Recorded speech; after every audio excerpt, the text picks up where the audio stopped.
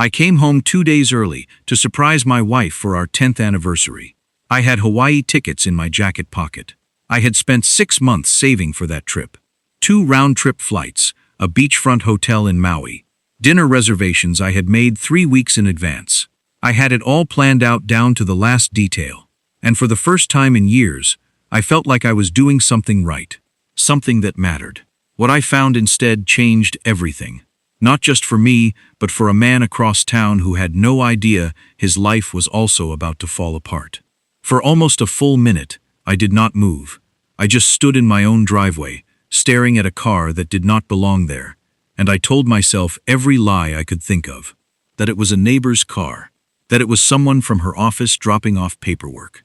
That there was a perfectly reasonable explanation for why a man's car was parked in front of my house at 2 in the afternoon on a Tuesday. I told myself everything except the one thing I already knew in my bones to be true. And then I stopped lying to myself. And I walked inside. By the end of that week, I had blown up 2 marriages, and I don't regret a single phone call I made. Before we go any further, I need you to understand something about me. I am not a dramatic person. I am not the kind of man who raises his voice or slams doors or makes scenes in public. I grew up watching my father handle everything quietly. His anger, his disappointment, his grief, all of it tucked behind a calm face and steady hands. And I became him. So what you are about to hear from me is not a story about a man who lost his mind. It is a story about a man who found his limit, and what a man does when he finally reaches it. My name is Grant. I was 38 years old when this happened. I had been married to my wife, Dana, for 10 years. We had a house in a quiet suburb outside of Columbus, Ohio, the kind of neighborhood where people wave to each other in the morning and leave their garage doors open on weekends. We had a dog named Rusty. We had a joint savings account. We had a routine, a rhythm, a life that from the outside looked completely ordinary. And I was proud of that ordinary life.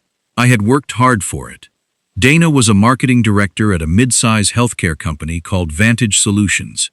She had been there for 7 years and had climbed the ranks faster than almost anyone. She was sharp and driven and good with people, in a way that I always admired. Her boss was a man named Richard Calloway. Richard was 52 years old, married with 2 daughters, and had been the VP of operations at Vantage for nearly a decade. He was the kind of man who remembered names, told the right jokes at the right time, and made everyone in the room feel like they were his favorite person. I had met him exactly twice. The first time was at a company dinner. The second time was in my own kitchen. And by then, the pleasantries were long gone. There are 3 questions I want you to think about as we go through this story together. How long had this been going on right under my nose, inside the house I built and the marriage I believed in? What kind of man picks up the phone and calls another man's wife? And what do you even say when she answers? And what happens when the voice on the other end of that call goes quiet? Not because she is in shock, but because some part of her already knew. Before we dive deeper, let us know in the comments where you're watching from. We'd love to hear from you. And don't forget to hit that subscribe button so you never miss any of our upcoming videos. Dana and I met in our late 20s at a mutual friend's birthday party in Cincinnati. She was wearing a green dress and talking about the worst movie she had ever seen, and she was so animated about it, so genuinely funny and sharp, that I stood at the edge of that conversation for 20 minutes before she noticed me. When she finally looked over and asked if I had an opinion, I told her I agreed with everything she said, even though I had not seen the movie.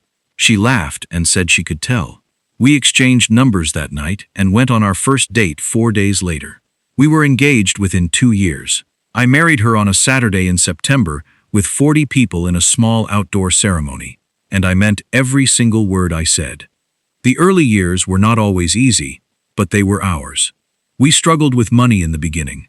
We argued about small things, whose turn it was to call the plumber, whether we needed a second car, how often we visited my mother.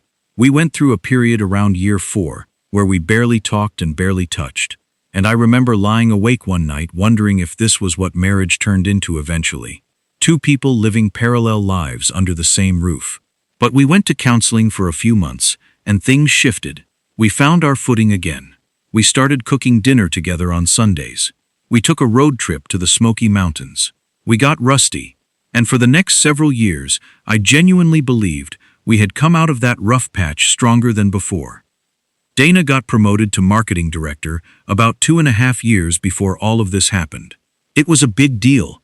It came with a significant raise, a corner office, and a direct reporting line to Richard Calloway. She was thrilled, and I was proud of her. Genuinely, completely proud. I remember we went out to her favorite restaurant that night, and I ordered a bottle of wine that was outside our usual budget, and I toasted to her and meant every word of it. That night felt like proof that the life we had been building was working, that our sacrifices and our patience and our years of quiet, ordinary effort had amounted to something real. The changes came gradually. That is the thing about this kind of betrayal. It does not announce itself. It creeps in through small doors you never thought to lock. Dana started working later. At first it was 1 or 2 nights a week, then 3. Then sometimes she would not be home until 8 or 9 in the evening, and I would have already eaten alone, and she would reheat something and eat standing at the counter while scrolling through her phone. I told myself it was the demands of the new role. She had always been ambitious. I respected that about her. I did not want to be the kind of husband who made his wife feel guilty for working hard. She started taking weekend calls from the office. She began protecting her phone in ways she never had before. Not in a dramatic way, not in a way that would have obviously triggered alarm, but in small, subtle ways that I only recognized later when I was replaying everything through a different lens. She would turn the screen face down when she set it on the counter. She would take certain calls in the other room and close the door. She stopped leaving her phone on the charger in our bedroom at night and started keeping it on the bathroom vanity instead. Each individual thing seemed explainable. Taken together, they were a portrait of someone building a second life inside the first one. I also noticed the way she talked about Richard. Not constantly, actually, looking back, what I noticed more was the way she did not talk about him. In the early months of her promotion, his name came up the way any boss's name would. She would tell me about a meeting he ran, or a decision he made, or something funny he said at a staff lunch. But somewhere in the second year, his name disappeared from her conversations almost entirely. At the time I registered this as nothing. Now I understand that when you are hiding something about a person, you stop saying their name. You scrub them from your speech, because every mention feels like a thread that could unravel everything. There was one moment I keep returning to. About a year before everything fell apart, Dana and I attended the Vantage Solutions holiday party. It was held at a hotel downtown, the kind of event where everyone wears their nicest clothes and drinks too much and laughs a little too loudly. Richard was there with his wife, Carol. Carol Calloway was a soft-spoken woman with dark hair who worked as a pediatric nurse and had a warmth about her that you felt immediately. She and I ended up talking near the dessert table for a while about their younger daughter's school play, and I remember thinking what a genuinely kind person she was. Later in the evening, Richard shook my hand and looked me in the eye and said, "You've got a remarkable woman, Grant. You're a lucky man." I smiled and thanked him. I thought it was a compliment. I thought he was simply acknowledging what I already knew. I had no way of knowing then what he already knew. The week it happened, I was supposed to be in Chicago for a 3-day conference on supply chain logistics. I work in operations management for a mid-size manufacturing company, and these conferences come up a few times a year.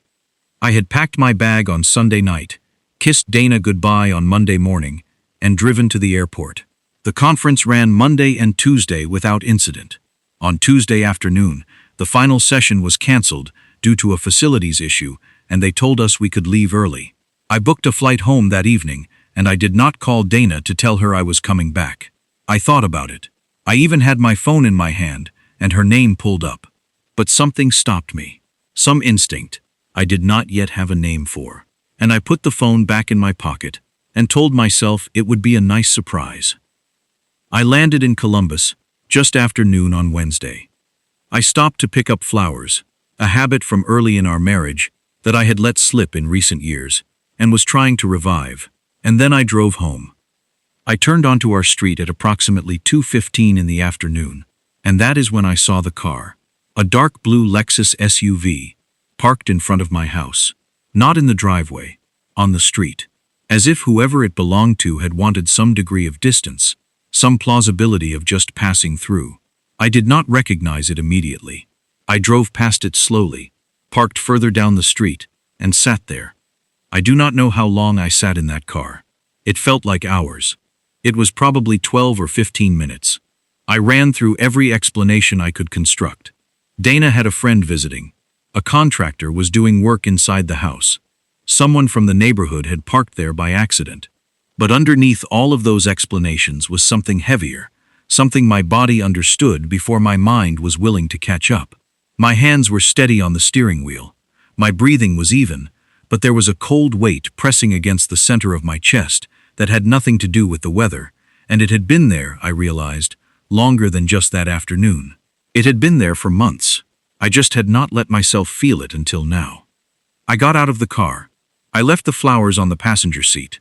I walked to my own front door, put my key in the lock, and let myself in.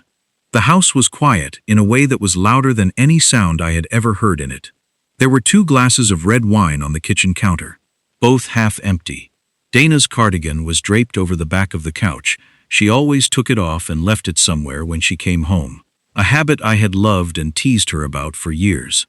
There was music playing softly from the Bluetooth speaker on the bookshelf. It was the kind of playlist she put on when she wanted to set a mood. I recognized every song on it. She had played that playlist for me once, years ago, on a night I still remembered clearly. That memory, standing next to what I was looking at now, was almost too much to hold. I sat down at the kitchen table. I did not go upstairs. I did not call out her name. I just sat down, and I waited. The flowers were still in the car. The Hawaii tickets were still in my jacket pocket. And I sat there at the kitchen table in my own house, and I waited for my life to finish changing. Dana came downstairs first. She was wearing a robe.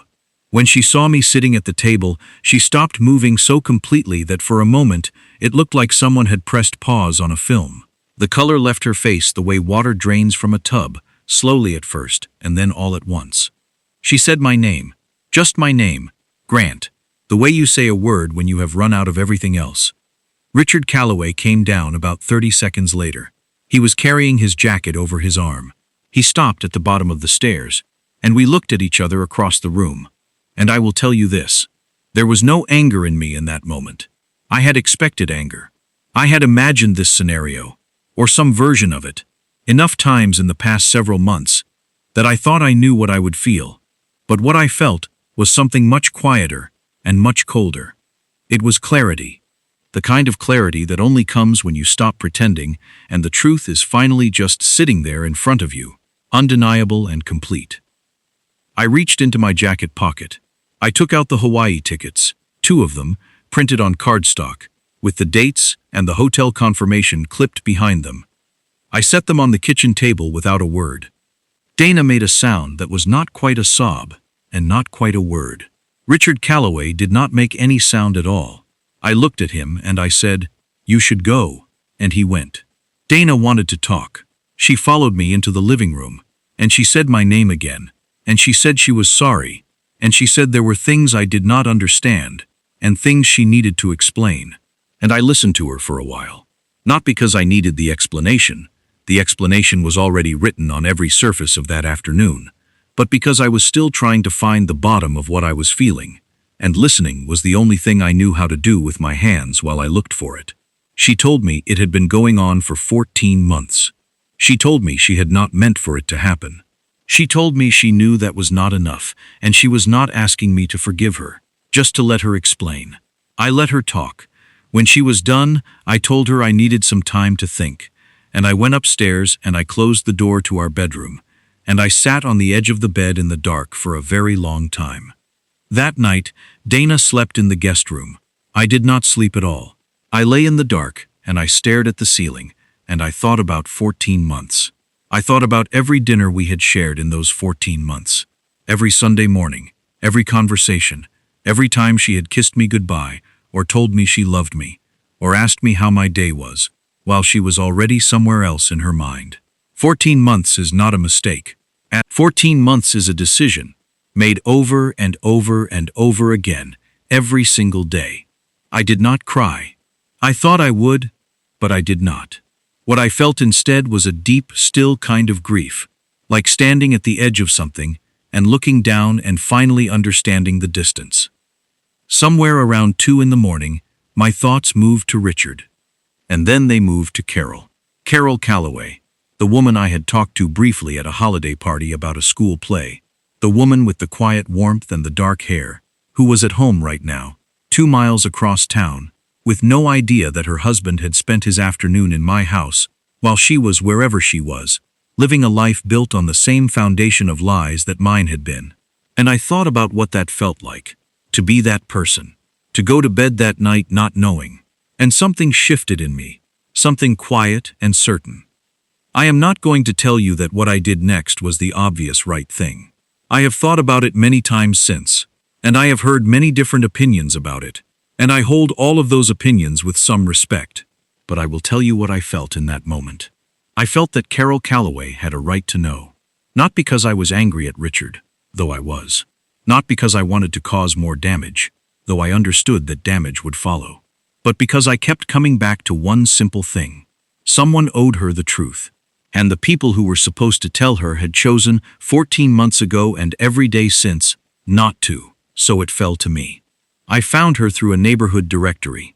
Our suburb used a community app where residents could list their contact information voluntarily, and the Calloways had been members for years.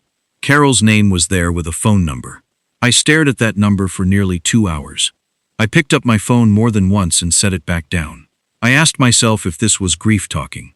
I asked myself if I was doing this for her or for myself. I turned those questions over carefully and honestly. And when I was done, I dialed. It was 11:47 at night when Carol Calloway answered the phone. Her voice was calm and a little tired, the voice of someone who had been awake but was winding down. She said hello, and I told her my name. I told her my wife worked for her husband. I told her I had come home from a work trip that afternoon to find Richard in my house with my wife. There was a silence that lasted long enough that I thought the call had dropped. Then she asked one question. She said, "How long?" I told her I did not know for certain, but that my wife had told me 14 months. Another silence. And then Carol said something I have never forgotten. She said, "Thank you for calling me." And she hung up. I sat with those 5 words for the rest of the night. Thank you for calling me. Not screaming, not crying, not demanding more information. Just those 5 words, delivered quietly and without any apparent shock. And in that restraint, in that terrible, heartbreaking calm, I understood that Carol Calloway had not been entirely blindsided, that some version of what I had just told her had lived somewhere in the back of her mind for a while, that she had probably done what I had done, told herself explanations, found reasons to believe the innocent version of the story, and that my phone call had simply closed the door on the last remaining possibility that she had been wrong to worry. I had not destroyed something she believed was whole. I had confirmed what she had already suspected was broken.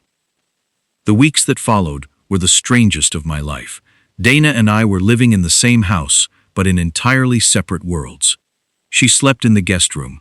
We talked when necessary, about practical things, bills and schedules, and what to do about the dog, and we avoided everything else. I went to work. I came home. I did not tell anyone what had happened. Not yet.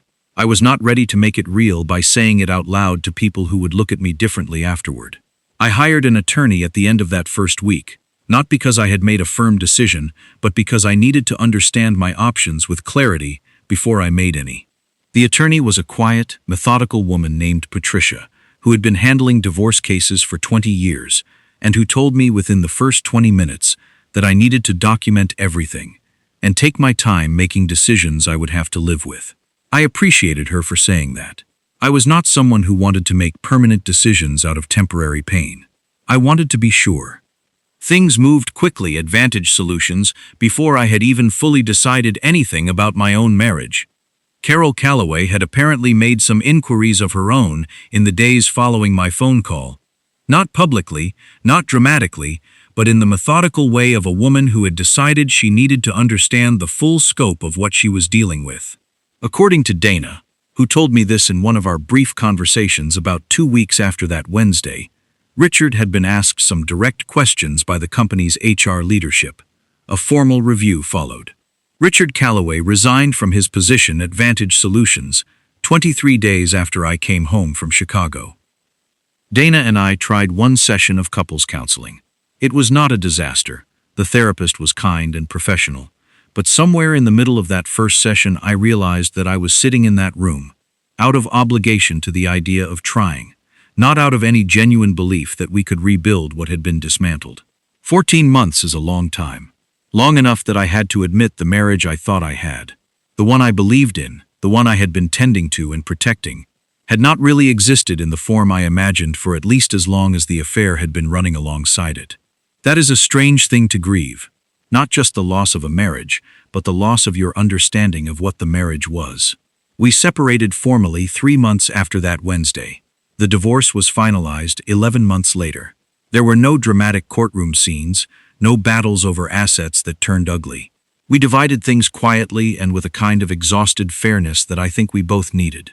Dana kept the dog because Rusty had always been more hers, and I moved into an apartment on the east side of Columbus that had big windows and a view of a parking garage that I found strangely comforting in its blankness.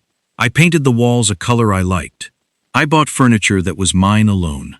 I learned to cook 3 or 4 things that were not part of any habit she and I had built together. I did not hear from Carol Calloway for 6 months after that phone call. And then one evening in early spring, I opened my email and found a message from an address I did not recognize. The subject line said simply, "Thank you." I knew before I opened it. Carol had written 4 short paragraphs. She told me she had filed for divorce from Richard and that the process was nearly complete.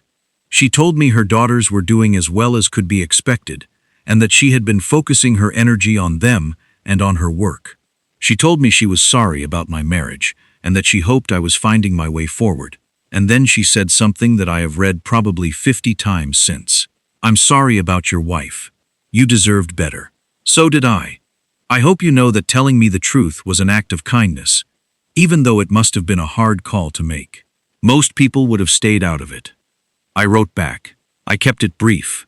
I told her I was glad she was okay and that I wished her daughters well. We exchanged one more short message after that, and then the correspondence ended, by unspoken mutual understanding. We have never met in person. We have never spoken on the phone again after that one night. But I carry that email with me in a way I cannot fully explain. This small, quiet acknowledgement from a stranger who had been standing on the same burning ground as me, just on the other side of the fire. People ask me if I regret making that call.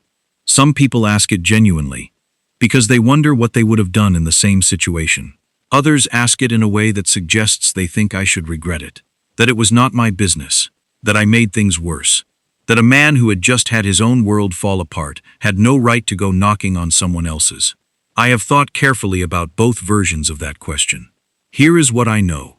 Carol Calloway was living inside a lie that had been constructed entirely without her consent. She had not agreed to be deceived. She had not signed up for a marriage with an asterisk hidden in the fine print. Every morning she woke up and moved through her day, took her daughters to school, went to work, made dinner, talked to her husband about whatever people talk about at the end of a day. She was doing so without the information she needed to make real choices about her own life. That is not a small thing to take from a person. It is not a detail.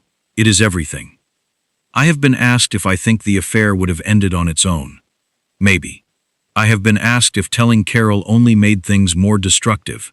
Perhaps. Destruction and revelation are not always the same thing, though. Sometimes what looks like destruction is actually the removal of something that was already rotting inside the walls, something that had to come out before any real building could begin. I do not know what Carol's life looks like today. I do not know what mine will look like in 5 years. What I know is that I made a decision in the middle of one of the worst nights of my life that I can still, quietly and honestly, stand behind. The Hawaii tickets sat on my kitchen counter for 3 weeks before I threw them away. I do not know why I kept them that long. Maybe I was not ready to let go of the version of that week I had imagined. The version where I surprised my wife, and she cried the good kind of tears, and we sat on a beach somewhere and remembered why we had chosen each other. Maybe I just needed to look at them for a while, to mark the distance between what I had planned and what had actually happened, to let myself feel the full weight of the gap before I folded it up and let it go. I am not the same man I was before that Wednesday afternoon. I do not think I am worse for it. I think I am more careful now, more honest with myself about what I see and what I choose not to see. I think I have a better understanding of what I need and what I will not accept.